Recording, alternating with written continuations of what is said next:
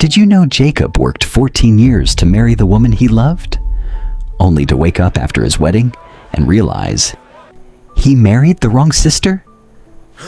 And somehow, that is not even the craziest part of this story, because the woman Jacob was desperately in love with was actually his cousin. Yes, his first cousin. And the woman he accidentally married, also his cousin. So Jacob eventually married two sisters, who were both his first cousins, and from this extremely complicated family came the children who would eventually become the tribes of Israel. If nobody told you this part in Sunday school, welcome to Beyond the Sunday School. Let's go back to Genesis 27. Jacob had just deceived his father Isaac and taken the blessing intended for his older twin brother, Esau. Understandably, Esau was furious, not "I'm blocking you on WhatsApp." Furious. The Bible basically says Esau planned to kill him. So Jacob had to leave home. His mother Rebekah sent him to stay with her brother Laban in Haran. Remember that relationship. Rebekah and Laban were siblings. That becomes very important. Jacob traveled to Haran and eventually arrived at a well, and there he saw a young woman approaching with her father's sheep. Her name was Rachel. The Bible says Rachel was a shepherdess, and when Jacob discovered who she was, he immediately helped roll the stone away from the well and watered her father's sheep. Then Jacob kissed Rachel and began to cry, which sounds extremely dramatic until you understand what had just happened.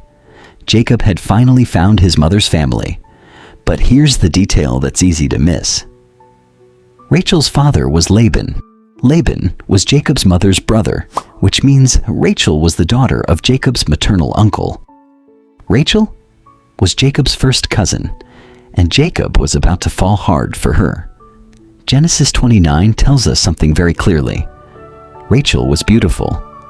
Jacob loved her, and apparently he loved her enough to make one of the most expensive marriage proposals in biblical history. Jacob didn't have money or property to offer Laban for Rachel, so he offered something else: his labor.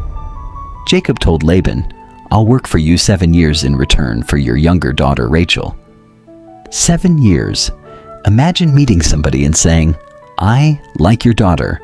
I'll work here until 2033. But here's what's even crazier.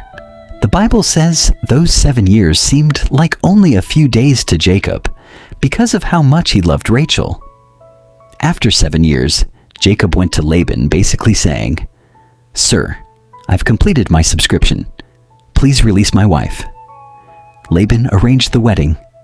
There was a feast. Jacob got married. Night came. Jacob went into his new wife. Morning came, and the Bible gives us one of the greatest plot twists in Genesis. And behold, it was Leah. Leah! Jacob had worked 7 years for Rachel, but Laban secretly gave him Rachel's older sister. Now people often wonder, how did Jacob not know? The Bible doesn't explain every detail. It was nighttime. There may have been wedding veils and customs involved, and after a wedding feast, visibility probably wasn't Jacob's greatest strength. But somehow, Jacob didn't discover the switch until morning, and when he did, he was furious. Jacob confronted Laban. "What have you done to me?" And honestly, there is some serious irony here. Jacob, the man who disguised himself as his older brother to deceive his father, had now been deceived using an older sibling. Jacob pretended to be the older brother. Now Laban secretly gave him the older sister. Genesis has jokes. Laban told Jacob that in their culture, the younger daughter couldn't be married before the older daughter. Convenient information to mention. After the wedding. But Laban had another offer. Finish Leah's wedding week.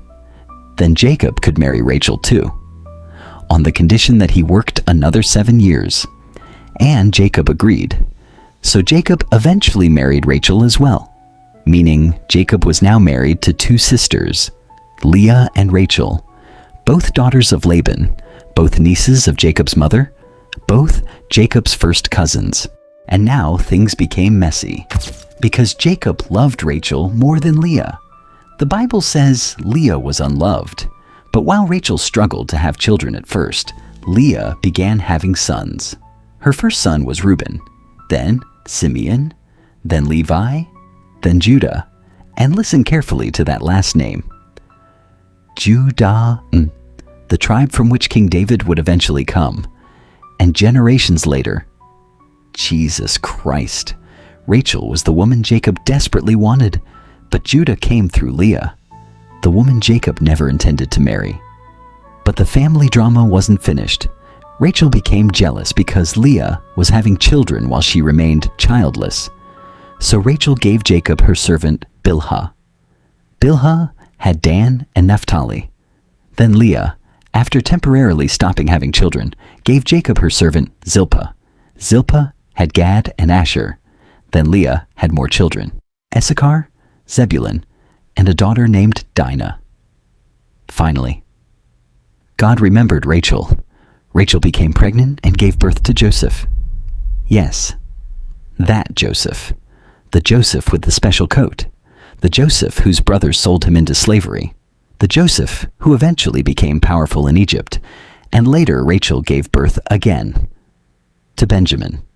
Tragically, Rachel died while giving birth to him. So, think about what started at that well. A runaway named Jacob meets his cousin Rachel. He falls in love. He works 7 years for her. He gets tricked into marrying her sister Leah. He marries Rachel too. He works another 7 years. And through Leah, Rachel, Bilhah, and Zilpah comes the family that becomes Israel. Jacob himself would later be renamed Israel, and his sons became the patriarchs associated with the tribes of Israel. But now we need to address the question everybody's probably asking. Wait, was marrying your cousin allowed in the Bible? At this point in biblical history, the law of Moses had not yet been given. Jacob lived generations before Moses. Later, Leviticus would establish specific prohibitions concerning close relatives and sexual relationships. But interestingly, first cousins are not explicitly listed among the prohibited relationships in Leviticus 18, and marriages between relatives appear several times in Genesis. Jacob's father, Isaac, also married within the extended family. Isaac married Rebekah, who was the granddaughter of Abraham's brother Nahor. So these patriarchal families often married within their wider kinship group. But there's another detail that makes Jacob's marriage especially interesting. Later, Leviticus 18:18 specifically warns against taking a woman's sister as a rival wife, while the first sister is still alive. And if there were ever a biblical example showing why marrying rival sisters could become complicated, Rachel and Leah might be it. Their marriage became a competition. Children, attention, status, love. Even mandrakes somehow entered the negotiations. This family had drama. Yet out of this imperfect, jealous, complicated household, God continued the covenant story. Levi's descendants would become associated with Israel's priesthood. Judah's line would produce kings. Joseph would eventually help preserve the family during famine. Benjamin would become the ancestor of important Israelites, including King Saul. And it all traces back to a family story far stranger than the children's Bible version usually tells us. Jacob didn't travel to some random land and meet a random beautiful shepherdess. He went directly to his mother's relatives. He met his uncle's daughter, his cousin, fell in love with her, worked 7 years to marry her, got her sister instead, married both sisters, and worked another 7 years, 14 years of labor connected to 2 marriages, to 2 sisters, who were both his cousins.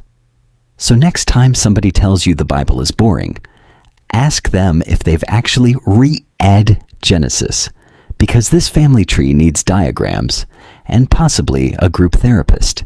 This is Beyond the Sunday School, where we uncover the Bible stories you thought you knew. And trust me, Genesis has plenty more secrets. hiding in plain sight.